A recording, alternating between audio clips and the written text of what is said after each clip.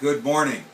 It is Friday. It's been a heck of a week, and I did want to address, I meant to address earlier in the week, but I wanted to address some of the commodities. Even though we do Friday Commodity Corner, we had a lot of things going on in oil. And you had a big turmoil in Egypt, which is why oil is going higher. Now the charts have technically broken out. Remember, we talked about the charts first.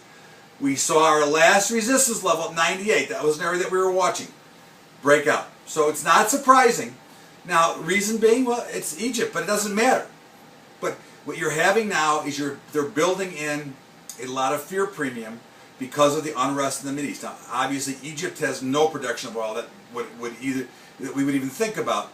But there is problem with the potential of the Suez Canal and all that information that's flowing, so that has created a big fear in the oil markets. I would look to be selling oil at some point here, just between you and me. That that fear premium is going to come tumbling out once the issues are solved. But the other thing you want to look at is take a look at gold. Again, we talk about the safe haven assets. Is gold on sale? No. Gold is probably going to go down and test that 1180 mark.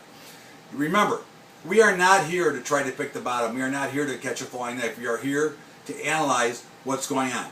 We've been talking about how the euro currency was weak and that the dollar is going to be strong for quite a while. Look what's happening. Finally, the dollar overtook. For a year, we've been talking about how the interest rate market was going to rise on itself if it didn't. Look what's happening. Interest rates are rising.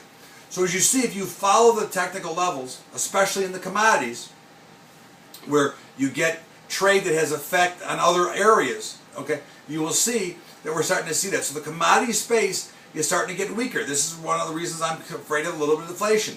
The stronger the U.S. dollar gets, the lower the commodity prices get, because they are benchmarked directly against it. But looking forward to this week, you're going to look for oil. I would look for oil to be much lower than it was last week at this time. I would look for gold to test that 1180 level. I would look for the dollar to continue to rally, but don't be surprised if there's a nice bounce off of the euro currency, because again, markets don't go straight in one direction forever. So we have to look at that, and also watch the soft commodities, the grains. They're starting to get hit. The weather's perfect. Everything's great for the markets.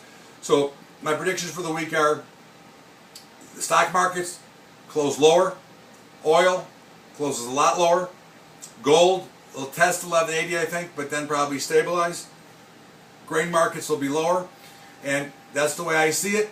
Commodity Corner, the Bubba Show Friday. Remember, if you want to hear me on radio, Liberty Radio Express, LibertyExpressRadio.com, the Bubba Show, 5 to 6 Eastern Time.